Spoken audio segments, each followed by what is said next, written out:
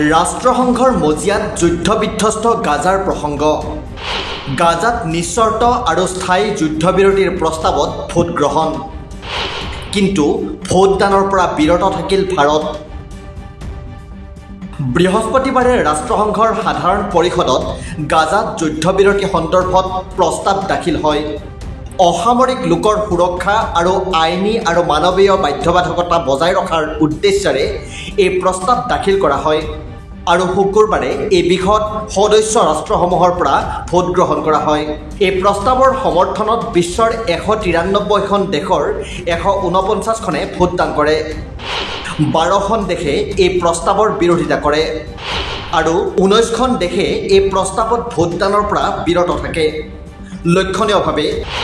ভোটদান নকৰা এই 19খন দেশৰ ভিতৰত থাকিল ভাৰত ৰাষ্ট্ৰসংঘৰ সাধাৰণ পৰিষদত উত্থাপিত এই প্ৰস্তাৱক আমেৰিকা যুক্তৰাষ্ট্ৰই বিৰোধিতা কৰিছে কিন্তু আমেৰিকাৰ বন্ধু কেইবাখনো ৰাষ্ট্ৰই ইয়াৰ সমৰ্থন কৰিছে আমেৰিকাৰ সহযোগী ৰাষ্ট্ৰসমূহ ক্ৰমে অষ্ট্ৰেলিয়া জাপান দক্ষিণ কোৰিয়া সৌদি আৰব ফ্ৰান্স জাৰ্মানীয়ে ইয়াৰ পক্ষত ভোটদান কৰিছে ভাৰতক বাদ দি দক্ষিণ এছিয়াৰ আটাইকেইখন দেশে এই প্ৰস্তাৱৰ সপক্ষে ভোটদান কৰিছে কিন্তু এই ক্ষেত্ৰত ভাৰতে ভোটদান নকৰাক লৈ ৰাজনৈতিক মহলত প্ৰতিক্ৰিয়াৰ সৃষ্টি হৈছে ৰাষ্ট্ৰসংঘত ভাৰতৰ স্থায়ী প্ৰতিনিধি পাৰ্বতাৰিণী হৰিছে এই সন্দৰ্ভত কয় ভাৰতে বিশ্বাস কৰে যে আলোচনা আৰু কূটনীতিৰ জৰিয়তেহে সমস্যা সমাধান কৰিব পৰা যাব উল্লেখযোগ্য যে এই প্ৰস্তাৱৰ জৰিয়তে গাজাত পণবন্দী হৈ থকা সকলো লোকক শীঘ্ৰে আৰু নিশ্চৰ্তে মুক্তি দিয়াৰ দাবীও কৰা হৈছিল 20খনতকৈ অধিক দেশে অনা এই প্ৰস্তাৱত অনাহাৰক অস্ত্ৰ হিচাপে ব্যৱহাৰ কৰাটোক তীব্ৰ সমালোচনা কৰা হৈছিল ইয়াৰ লগতে গাজাত মানৱীয় সাহায্য প্ৰদানত ইজৰাইলৰ অৱৰোধ সম্পূৰ্ণৰূপে উঠাই লোৱা আৰু আন্তৰ্জাতিক আইনৰ অধীনত গাজাৰ জনসাধাৰণৰ সুৰক্ষা প্ৰদানৰ কথাও চৰ্চা হৈছিল ৰাষ্ট্ৰসংঘৰ ৱেবছাইটৰ তথ্য অনুসৰি যোৱা সপ্তাহত ৰাষ্ট্ৰসংঘৰ নিৰাপত্তা পৰিষদত স্থায়ী সদস্য আমেৰিকাই দিয়া ভেটোৰ বাবে এনে প্ৰস্তাৱ গৃহীত কৰিব পৰা নহ'ল ভোটদানৰ পূৰ্বে ৰাষ্ট্ৰসংঘত ভাৰতৰ স্থায়ী প্ৰতিনিধি পাৰ্বতাৰিণী হৰিছে ভাৰতৰ পক্ষ দাঙি ধৰে তেওঁ কয় যে ভাৰত সদায় শান্তি আৰু মানৱতাৰ পক্ষপাতী আমি বাৰে বাৰে সাধাৰণ নাগৰিকৰ সুৰক্ষা আৰু মানৱীয় বাধ্যবাধকতা বজাই ৰাখিবলৈ আবেদন জনাইছোঁ আমি আবেদন জনাইছোঁ যে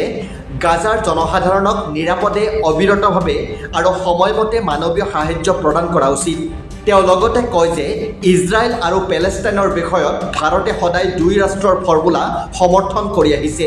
য'ত এখন সাৰ্বভৌম আৰু স্বাধীন পেলেষ্টাইন ৰাষ্ট্ৰ প্ৰতিষ্ঠা হয় যে ইজৰাইলৰ কাষত শান্তিপূৰ্ণভাৱে নিৰাপদ আৰু স্বীকৃতিপ্ৰাপ্ত সীমান্তৰ ভিতৰত জীয়াই থাকিব পাৰে ভাৰতৰ প্ৰতিনিধিয়ে এই প্ৰস্তাৱত ভোটদান কৰাৰ পৰা বিৰত থাকি কয় আমি বিশ্বাস কৰোঁ যে সংঘাতৰ সমাধান কেৱল আলোচনা আৰু কূটনীতিৰ জৰিয়তেহে হ'ব আমাৰ প্ৰচেষ্টা দুয়োকে ঘনিষ্ঠ কৰাৰ দিশত হ'ব লাগে ইপিনে ৰাষ্ট্ৰসংঘৰ মজিয়াত ভাৰতৰ এই স্থিতিক সমালোচনা কৰিছে দেশৰ বিৰোধী দল কংগ্ৰেছৰ সভাপতি মল্লিকাৰ্জুন খাৰ্গে নিজৰ ছ'চিয়েল মিডিয়া হেণ্ডেলত লিখিছে এতিয়া স্পষ্ট হৈ পৰিছে যে আমাৰ বৈদেশিক নীতিত ভুল আছে প্ৰধানমন্ত্ৰী মোদীয়ে এতিয়া তেওঁৰ বৈদেশিক মন্ত্ৰীয়ে বাৰে বাৰে কৰা ভুলৰ ওপৰত বিচাৰ আৰু জবাবদিহিতা নিশ্চিত কৰা উচিত ভাৰতে মধ্যপ্ৰাচ্য আৰু পশ্চিম এছিয়াত যুদ্ধবিৰতি শান্তি আৰু আলোচনাৰ পোষকতা কৰাৰ স্থিতি ত্যাগ কৰিছে নেকি বুলিও তেওঁ প্ৰশ্ন কৰে কংগ্ৰেছ নেতা কেচি বেণুগোপাল আৰু পৱন খেৰাইও ৰাষ্ট্ৰসংঘত ভাৰতৰ স্থিতিৰ তীব্ৰ সমালোচনা কৰে ইফালে কংগ্ৰেছৰ সাংসদ প্ৰিয়ংকা গান্ধীয়ে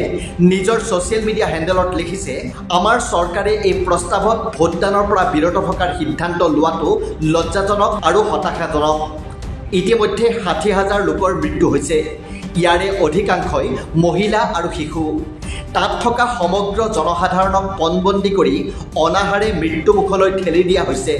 আৰু আমি কোনো ব্যৱস্থা ল'বলৈ অস্বীকাৰ কৰিছোঁ গাজা সন্দৰ্ভত ভাৰতে ভোটদানৰ পৰা বিৰত থকাৰ পাছত ইয়াক লৈ ছ'চিয়েল মিডিয়াতো প্ৰতিক্ৰিয়াৰ সৃষ্টি হৈছে উল্লেখযোগ্য যে